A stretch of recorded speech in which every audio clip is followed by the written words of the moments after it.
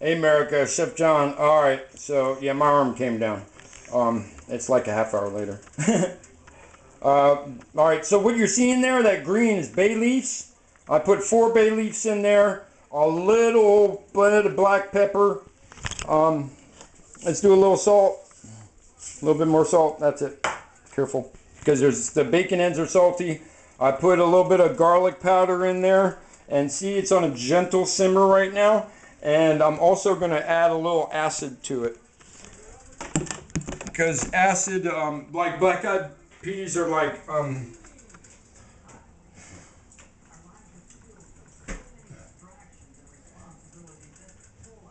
black-eyed peas are like beans.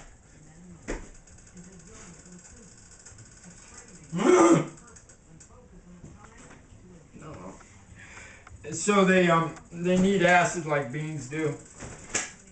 And I'm just going to use about a tablespoon of white distilled. You don't want to taste this. It brings flavors out. It works against the base of the black-eyed peas. All right, and it brings more of the umami flavor out. The job of cooking, as I say, I really like you guys to read what I wrote down below, but cooking is a really, really simple design, man. And so we have the black-eyed pea, all right, and it has a unique flavor in the legume world. Oh God, all legumes have this earthiness to it, but black-eyed peas have your. It's up there again. Black-eyed peas have a pronounced earthiness to them. So we're gonna take this pronounced earthiness and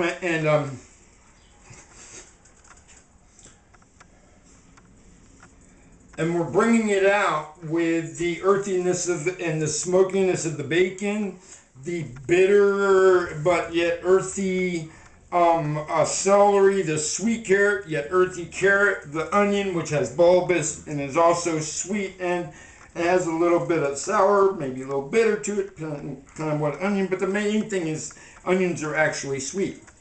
And since this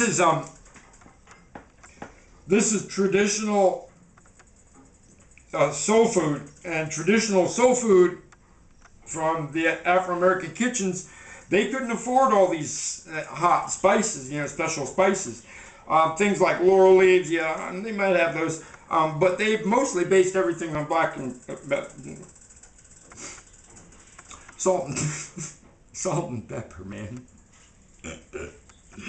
So I know some of you don't like me talking, but you're not. Somebody said enough with the talking, and sometimes I do just talking once. But they're like, you guys aren't looking at the food because there's no need to look at the food because it's just doing this. And well, you didn't have to look at me either, but it's probably better that I held on to the camera, don't you think? Or I didn't hold on to the camera, all right? And I added all right, so this batch now, I'm trying to get it to simmer down so all the liquid will be gone or close to gone in this rotation. I've got it on a little bit above medium. But the reason I talk on all these different levels is, look, what I just told you about all the different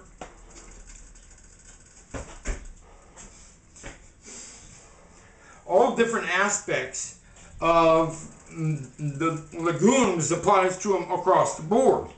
Each one has a unique flavor. Each one has there's 5 flavors. There's bitter, there's sour, there's salty, there's sweet, and then the final one, umami, which means the meatingness of it, is actually tucked underneath these 4, okay?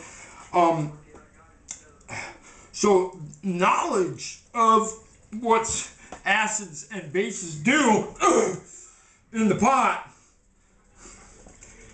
back away from the boiling water, in the pot, or in our palate, and as we're cooking them, it's a real fundamental, as I say, simple design. hamburger tastes one way. If you add onions to it, it's going to taste another way. If you add acid to it, it's going to taste another way. Each one of these things is built on basic hamburger. The same thing with chicken. Chicken is the most moderate, middle of the line meat there is, especially when it's this stuff-fed sorghum and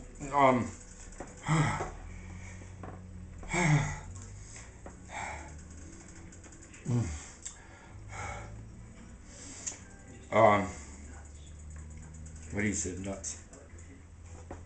Nuts. Is it cashew? Actually, that's a legume. I think. No, it's Brazil. My head broke. Brain broke. All right, see y'all there. But okay, so I was giving you that, and so I'll look at concepts in taste and flavor on the BLT, and I go into a different discussion about it there, and maybe that'll help you. The ideas of these videos aren't so you just cook one thing. I want you to see me cook one thing and start to expand in your mind 10 things that you can cook from the one thing that I show you. Don't start. Aww. Oh, you gotta be kidding me. Ow, ow, ow. Ow, ow.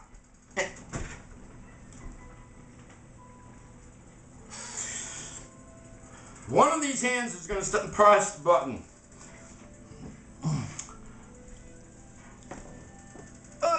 See you later, guys.